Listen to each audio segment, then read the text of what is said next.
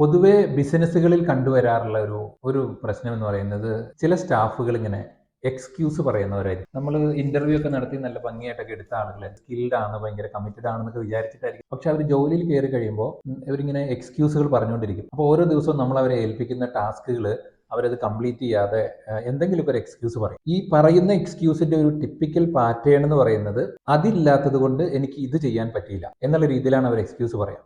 അപ്പോൾ നമ്മളും കേൾക്കുമ്പോൾ അയ്യോ പാവം പറ്റാത്തത് കൊണ്ടാണ്.